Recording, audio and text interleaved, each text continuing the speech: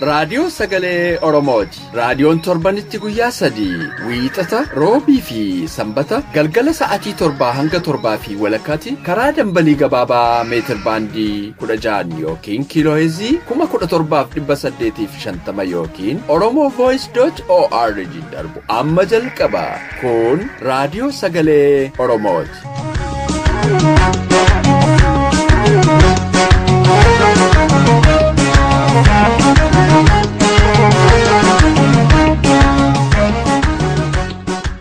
Akkam waltan dhaggeeffattoota keenya kabajamoo.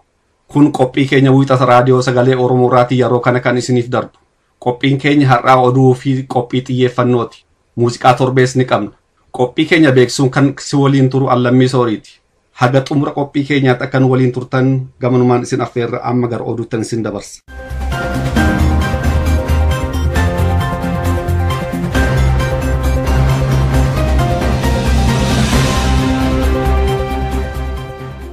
Akka mooltan dhaggeeffattoota keenya oduu saati kanaaf qabnu sin dhageessisaa Naabasaa Waaqjiraati. Alaabaan adda bilisummaa Oromoo mallattoolee uummati Oromoo akka tokkummaatti qabu keessaa bakka guddaa akka qabu qorannoon tokko ibse. Qorannoon garee gumii gadaa Oromiyaatiin gaggeeffame akka ibsetti mallattoolee uummati Oromoo mamii tokko malee irratti waliigalan keessaa tokko alaabaa ABO'ti. Qorannoon kun namoota akka tasaa gaafate 3,000 keessaa namoonni 2,850 alaabaa kana filataniiru. Alaabaan kun maaliif akka filatame immoo qorannoon kun yeroo gaggeeffametti akka hubachiisetti waan Oromoon barbaadu waan of keessaa qabuuf jedhameera. Akka qorannoon kun xiinxala gaggeessetti mallattooleen kunneen uffannaa Oromoo aadaa fi faayaalee garaagaraa keessatti bakka adda addaatti faayamanii mul'ataa jiru. Yeroo garaagaraattis mallattooleen kun namoota hedduu akka hiisisaa ture qorannoon kun ibseera. Haa ta'uti uummati Oromoo Oromiyaa keessaa biyya adda addaa keessa jiraatan mallattoo diddaa fi falmaa isaanii godhatanii ittiin hidhamaa ajjeefamaa yoo naga'ullee addeesseera. Mallattooleen akka odaa, qarabiiftuu, urjii, alluulee diimaa fi magariisaas alaabaa kanarratti akka argaman kan ibse odeessi kun Oromoo birattis kabajaa guddaa akka qaban ibseera. Mallattoo qabsoo bilisummaa Oromoo kan ta'e alaabaa adda bilisummaa Oromoo kana dhugoomsuufis wareegamni ulfaataatti ba'aa jiraachuun kan beekamu. Mallattoolee uummata Oromoo akka mallattoo biyyaalessaaf sabaatti ilaalu keessaa tokko yeroo ammaa alaabaan adda bilisummaa Oromoo sadarkaa olaanaatti akka argamu qorannoon kun hubachiise. Gadaan Oromoo afaaniin faarsamuun duubatti keessisaa laaffachaa dhufuu abbaan gadaa duraanii tokko dubbatan. Dooktora kabajaa kan ta'an abbaan gadaa duraanii abbaan gadaa borbor akka dubbatanitti gadaan akka jabaatuuf beektonni Oromootti birmachuu qabu. Aadaan Booranaatiif aadaan mangistii gargar deebitee amantiillee kophaa deebitee aadaallee kophaa deebitee nama gargar deebee waltuquu baate guddoo dansa namni barate yoo aadaa jabeesse. Taanaan mallee gisee itti deebi'eertana aadaa san namni jabeessee baduu dhowwuu danda'an barate. Yoo namni barate jabeesse aadaa san beektaa amantii itti amanaa adoo hin ta'inu hin amanii kiristaan islaam ta'e aadaa hin amanii akkisiin hin banne ammoo namni baduu dhowwuu danda'an tamaare. Gadaan bara durii hedduu jabaa akka ture kan yaadachiisan abbaan gadaa kun barammaa kana garuu afaaniin qofaa ho'isuutu heddummatee jira. Kaarra diwaan hin jiru jechuudha. Amma mootummaan hin oogusa. Durii kaan mootummaan hin oogusu beektaa. Dargiin isiyyuu aadaa iyyuu hin feetu amantiillee hin feetu nu bulchiisa gaafasiiti. Haayil Sillaasee illeen aadaatti hin buutu aadaallee ittiin buutu akkasumas deemuu jira. Amma immoo maqaa kan guddoo guddisan. Guddoo guddisanii fudhachuuf fadda dabarsanii maqaa gadaa kan dabarsan. Yoo ati keessan laaltu akka malee laafee jira. Keessisa laafee jira. Abbaan gadaa duraanii kun akka himanitti gadaan deebi'ee akka lafa qabatee jabaatuuf hojiin guddoo hojjetamuu qaba. Keessumaa dhaloota haaraa gadaan keessisaa maal akka ta'e qoratanii haala ammaa wajjin akka deemuuf akka haaromsanii fi jabeessan dubbataniiru.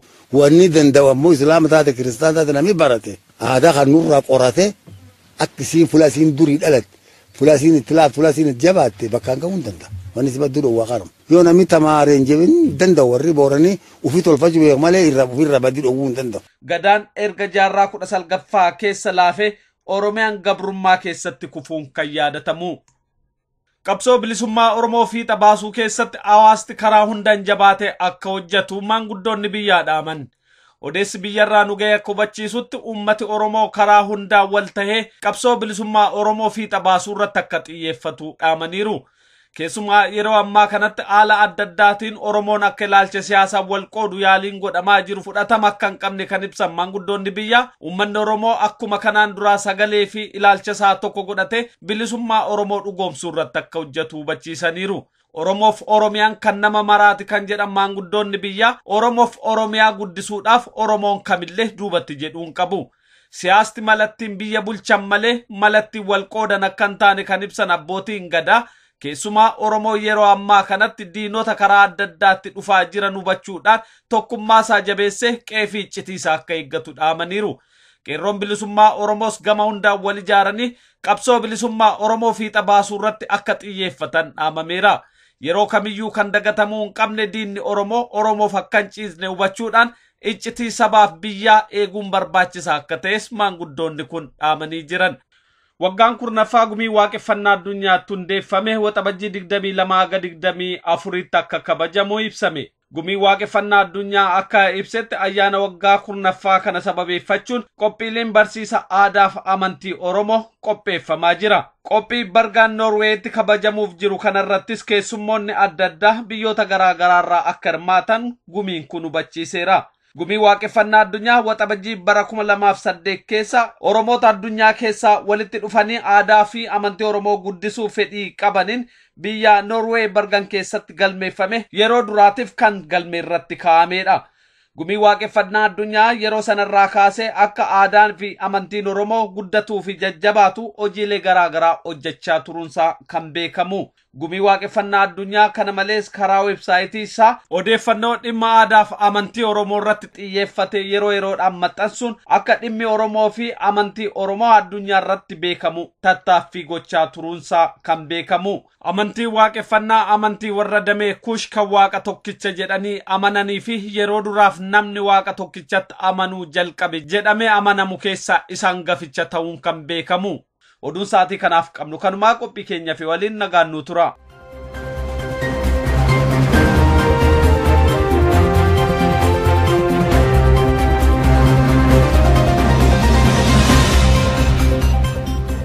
Amma immoo qophiin kan wallee torbiiti. Itti aansuun sagantaa keenya idilee xiyyeeffannaatu dhiyaata. Amma gara walleetti.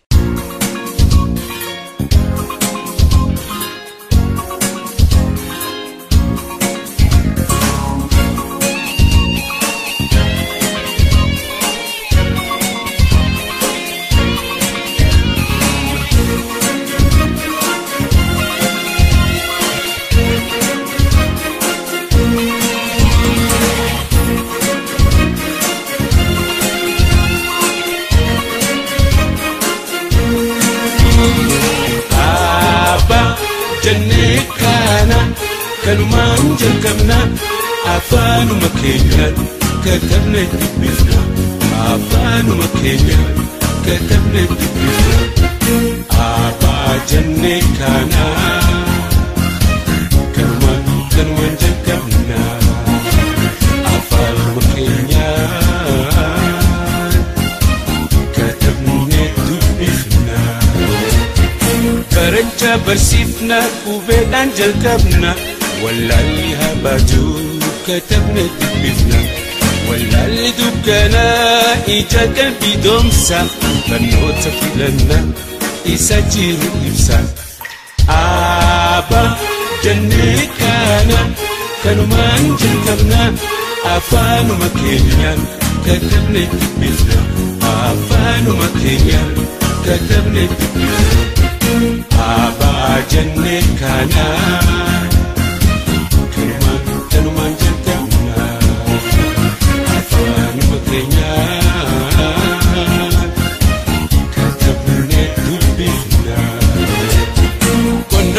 isa warshaa jajjabeessa waan jireenyaaf tolaa hunda argamsiisa hundi haa baratu daddafne karaana isaan waliif himnee walirra baranna abbaa jennee kana kanumaan jalqabna afaanuma keenyaan katabne dubbifna afaanuma keenyaan katabne dubbifna jenne kana kanuman jalqabna afaan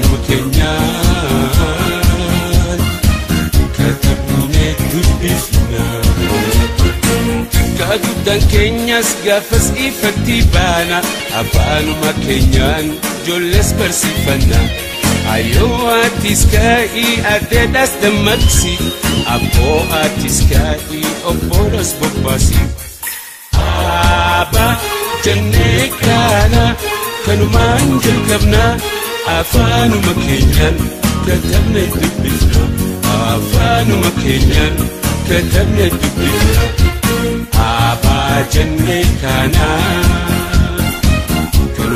kanumaan jalqabna afaanuma keenyaan katabne dubbifna Martinuni barra qubee haa kulkullu wallalli rorroodhaa haa irraa baanu halu Ayyoo atis kaa'ii addeedhaas dammaqsi abboo atis kaa'ii obbolos bobbaasi Aba jennee kana kanumaan jalqabna afaanuma keenyaan katabne dubbifna afaanuma keenyaan katabne dubbifna Aba jennee kana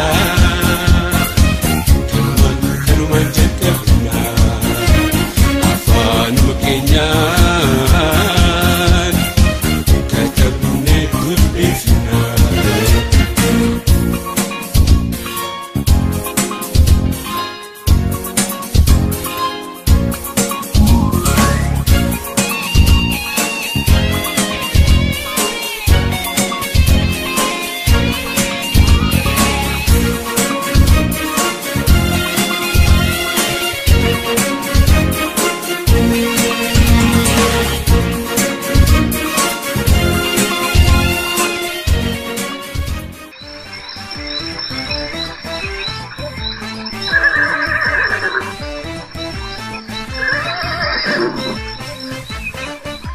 Qophii xiyyeeffannaa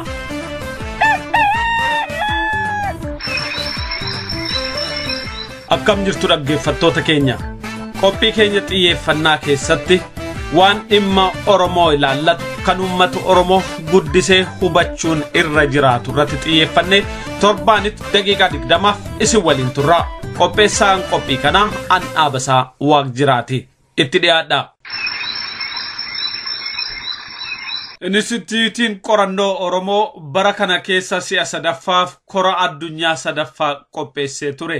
Korri kun Yuunivarsiitii Wallaggaatti baatii Ebelaa bara 2018 keessa gaggeeffamee ture. Kora kanarratti hayyoota Oromoo dubbii taasisan keessaa tokko Dr. Gammachuu Magarsaati. Dr. Gammachuu Magarsaa yeroo adda addaatti aadaa fi eenyummaa Oromoo irratti Ummata Oromoo dammaqee beekumsa isaas guddifatee akka Oromummaan jabaatu nama gochaa jirani. Qophii keenya waarii marii har'aa keessatti dubbii Dr. Gammachuu Magarsaa dubbatanii turan guutummaasaa isiniif qabannee dhiyaanneerra. Kunoo itti dhiyaadhaa. Jarraan Ambisaa na of galchaa. Namichatu takkaayyuu nama fuuldura dhaabbatee dubbii godheen beeku namichi nama beekaadha wanni inni beeku garuu dubbii gochuun turre kottuu dubbii godhii jedhanii waaman paarlaamaa Faransaayitti dubbii godhuu dhaqe yeroo dhaquu waan dubbatu sana katabeetii qaaliidhaan of barsiisee dubbachuu dhaqe. Gaafa dhaqee nama dura dhaabbatu garuu wanni inni dubbatu hundumtuuyyuu harkaa bade. Jennaani waan jedhee calqabee hoggaan kaleessa dubbachuudhaaf as dhufu waanan dubbachuuf dhufe anaaf waaqa duwwaatu beekaa. Amma garuu waaqa duwwaatu beekaa jedhe.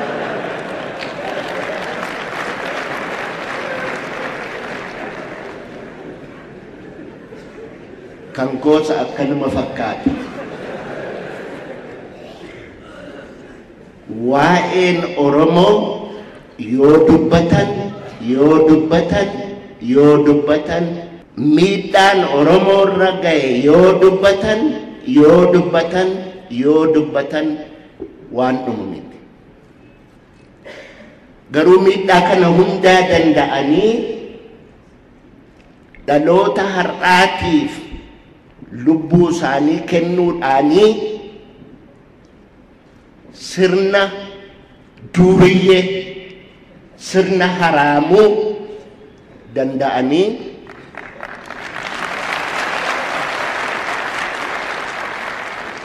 afaanni Oromoos akka as gahu seenaan Oromoos akka badee hin awwaalameen dhabamne gochuudhaaf warra lubbuu isaanii kennan isaanii warra barabaraan jiraatu warri akki Abubakar Muusaa maqaan isaa har'a asitti hin ka'in guyyaa qubee kanaan waa katabuun dhowwaa ture halkan ijoollee walitti qabee ammayya amuumaa ajjeese abbaan addeessaa aduudha dooyyeettoo duu odeesse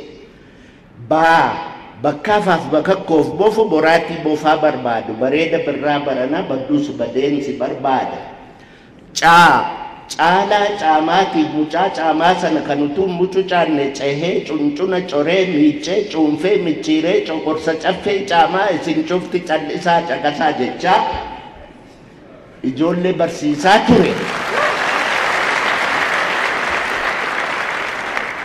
Abubakar Muusaa leenca ituu humbannaa ajjeesanii waraabessi nyaate dargiitu ajjeese. Abubakar Muusaa Sheekh Bakrii Saphaloo warri kun warra ijaajjee ilmaan haraamuutiin mormee qubee isin har'a jettan kana qubee isin akka har'a qoosaatti barattan kana nuyi halkan dukkana keessa dhokannee baran akka inni ifatti ba'uu fi warra akka Abubakar Muusaa fa'itu warra akka Sheekh Bakrii Saphaloo fa'itu lubbuu isaanii kenna. Qubee amma jettan kana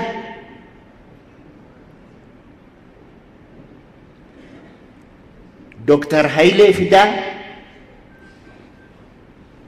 ammayyuu Waaqayyo lubbuu isaa lafa qabbanaa haa kaa'u.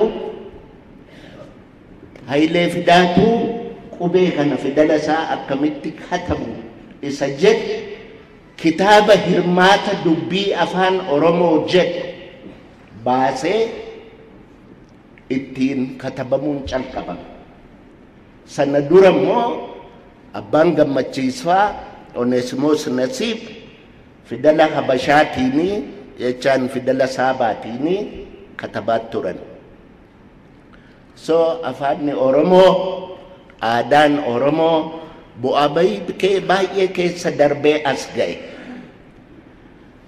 Bara Haile Sillaaseetiif bara Dargii namni katabbii afaan Oromoo wajjin qabame hin du'a. Daaluu Baqulee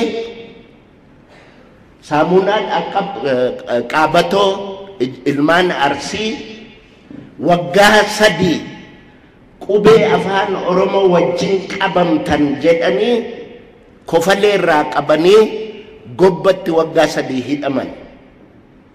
Qubee afaan Oromoo wajjin qabamtanii duwwaadhaaf. Daaluu Baqulee har'a lubbuun jira.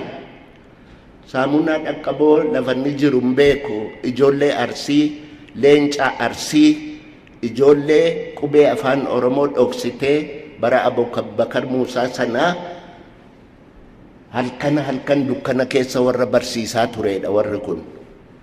Warra akka Phexros Jaarraa, warra akka Ashannaa fi Waddeessoo, warra Waddeessoo Jaarraa, Leenci ilmaan Arsii, warri Utaawayyuu wal'aansootti hin qabee ashannaa fi waddeessoo jaarsa waggaa 70 torban 3 garafan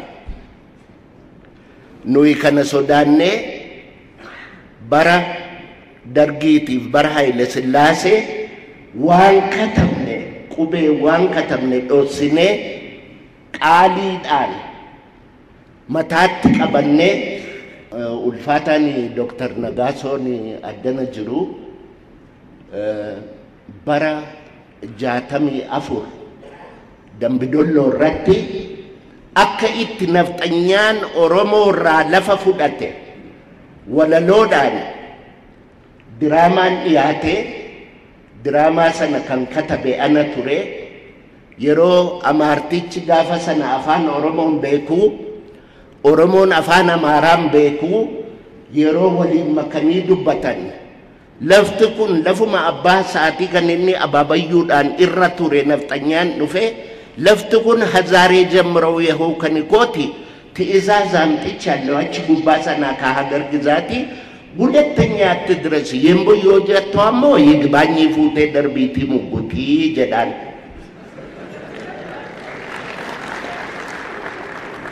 ኦሮሞን ስላው አፋና ማራም ቤኩ ማልታተ ነምቾ ከንዱቢ በርባዱ ለፋ አባ ኬኛ ማሳ ጆሌ ኬኛ ሳሙፍ ከኑጋዱ ጎርጊሲን ሶዳቱ ከንጀልና ያዱ ጀዳን ጎርጊሲ ዋቀሳኒት የቹ ደጋየት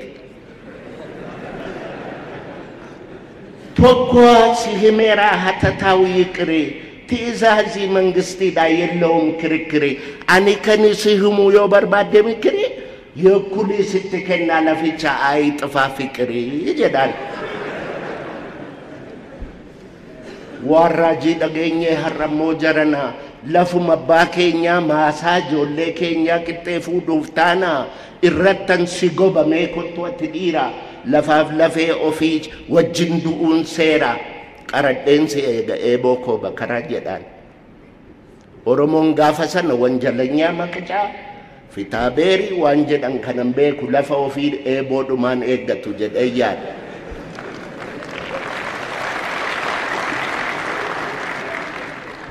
ነፍጠኞች ለፍቻ ግዲን ትገሌ ቆተቹ ጀልቀባ አባድ ለፋ አርጌ ፋይሊት በኔ ክስ ያቀረባ ቀጠሮቲን ገኛለቸኑ ዲያቱ ዳኝቸ ስላላን ስዳመ ጉቦኛቱ ተራን ኢሳን ገኛለቸኑ ካኒ ሀገባ ሙጉቱ ጀ ዳኝቺ ጋፈሰነ መነጸሪ ደኬወታ መነጸሪ ከነ ፈረንጂቱ ኬወታ አርገኒ ኬወት መለ ኢጀዱ ኩቢፊን ኬወታን መነጸሪ ሊሾ ፉኛኒት ገዲቡቴ ኦሮምቲቸ ከናን አንተ መንግስት ያላወቀህ ጠጋበኛ እንዴት ታስጨንቃለ የንጉሴን ነፍጠኛ ትእዛዝ አምጥቷል ይሄው ከሀገር ግዛት ዳኛ ፖሊስ በሉኮ ወስዳችሁ ሰዱት በቁራኛ ጃኒ ነምቸ ፖሊሲን ጫማ ባለ ቆራቲ ዳን ኢታ ፉዴ ከርቸሌ ቡስ ከርቸሌ ጊዜ ቀጠሮ ጀዱ ፍርዲን እንጅሩ ወጋ ሰዲ ከርቸሌ ታኤ ኢልማንሳ መና ቤሎይቴ አቺ ታኤ ከርቸሌ ታኤ ጌረር ጅጉ ዲዴ ከርቸሌን ጅጉ ዲዴ ኑቱባንሼ ሆሚ ከንዳባንሼ ወዴሳ ጃርሰቲን ዱኡ ዲዴ ጃርሳያን መበሌሳ ፍርዋሲኑ ዲዴ ከነለጋ ወልጌሳ ወልኬሳ ወለል ጉባን ሁሪዳን አያዴ ካሙጫኮ ኢሼፉኛን ሁሪዳ ከረቸሌን ዱከና ኑቱ ኬሰ ቁጠና ከርቸሌ የተፍኪሳ ፖሊሲ ያቀልዲሳ ጉያ ኮልፌ ጠብሲሳ ሀልከነከ ከኒሳ አዱን ኢናም በዲሳ ማልቱ ኬሰ ገቺሳ ጀዴቲ ከርቸሌ ሲዳማ ታኤ ጌረር ወኒ ኦሮሞን ሂን አርጊን ሂን ጅሩ tabbi innittin aadin hin jiru ijoolleen keenya ijoolleen qubeen tolatti argame jettanii yaaddan qubeen tolatti hin argamne ijibbaadha oromoon utuma barumsi faranjiyyuun dhufin barumsa ofii qaba Soraa guyyoo soraa sororoo saafee alii soraa guyyoo barqaa wadadii diilee dagaa soraan badde sororoon subbaan badde gochii boddee bade gorsa wallaalee Oromoon gaaraa mukatti bade gaafa jedhanis inni kunis waanuma barumsaati waan ittiin Oromoon seenaa walitti dabarsu ture. Awwaadide alaabaan tapha dide burree marrachuu dide afaan sooddaa yaa'uu galaanni dide waalmal gubbaa ejjuu dhaddachi dide gaafa jedhu sanas waanuma inni ittiin ijoollee isaatti seenaa dabarsuudha. Leenci akka Abubakar Muusaa, leenci akka Sheek Bakrii Saphaloo, leenci akka Girshaa Aagaa, obbo Girshaa Aagaa warra Gimbiiti. Ijoolleen isaa amma Isaayyaas Girshaa kan jedhamu tokko biyya Ameerikaanii jira. Biyoonaas yaa fakkeenya Xaaliyaanii yoo barbaadde bayi birraa ganamaanii yoo didde si waraanna eeboo qaramaanii kan inni jedhe gaafa afaan Oromootiin hin dubbatinaa jedhanidha. Wallaansoo dhumaan dhufnee as geenye. Wallaansoo dhumaan dhufnee as geenye. Gaafa Amaarri lafarraa fudhatee loon gadi bobba'ee dambaliin ga'uu dadhabee ol bobba'ee cilaaloo ga'uu dadhabee Arsii maal jedhe? Loonni Arsii maal jedhe? Ol bobba'ee ciliyyoon hanqatu gad bobba'ee dambaliin hanqatu diinni waan taamure haa rakkatu. Warri Arsii as jirtan nan sobe moo dhugaan dhaadadhe? Eeyyee. Isa dhugaayyuu himneen finnu kanaafuu Oromoon isa dhugaayyuu himeen fixu kanaafiyyuu wanni soban hin jirtu. Oromoon kan jedhe lafa dhugaan hin jirre nagaan hin jiru jedha. Warri waa'ee nagaa haasa'anii dura dhagaa barbaaduu tirreera. Yoo dhugaan iddootti hin deebi'in nagaan iddootti hin deebi'u kana quba qabaadhaa. Leenca akka Haayilee Fidaa akka lukkuutti qabanii dhoksanii nama qubee har'a ilmaan keenya itti guddattu kanaaf yayyaba buuse hirmaata dubbii afaan Oromoo jedhe kana Haayilee gargaaraa ture gaafas maqaan isaa Mitikkuu Tarfaasaati. Asii Jarmanii dhaqee Mitikkuu Tarfaasaa namni jedhamu isa sin ajjeesanii quba qabaadhaa. Mitikkuu Tarfaasaa sin ajjeesan. Dhiigaan adda nageenye, dhiigaa adda nageenye. Ani har'a kanan dhufeef waraqaa katabadheen afaan Ingiliishiitiin isinitti dubbadha jedheen dhufe malee waan an amma dubbataa jiru kana dubbachuudhaaf itti qophaa'ee dhufe. Waan an amma dubbataa jiru kanas anamiti kan dubbataa jiru dhiiga namaatu dubbataa jira quba qabaadhaa.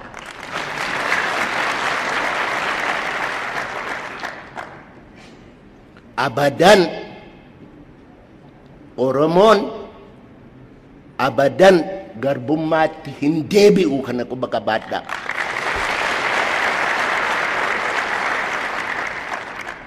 Dhaggeeffattoota keenya kabajamoo haasaa Dr. Gammachuu Magarsaarraa waa hedduu akka hubattan abdii qabna. Dr. Gammachuu Magarsaa haasaa miidhagaa fi hundee qabu kana waan dhiyeessaniif maqaa dhaggeeffattoota keenyaan galateeffachuu barbaanna.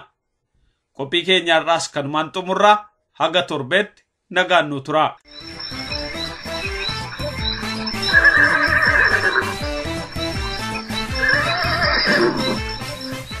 Haga yoonaatti caqasaa akka turtan raadiyoo sagalee Oromoo dambalii gabaabaarraa isiniif darbaa ture. Daqiiqaa 30 waan waliin turtaniif hedduu galatooma. Qophiilee keenya roobiitiin hanga walitti deebinutti nagaan nuuf turaa. Horaa bulaa.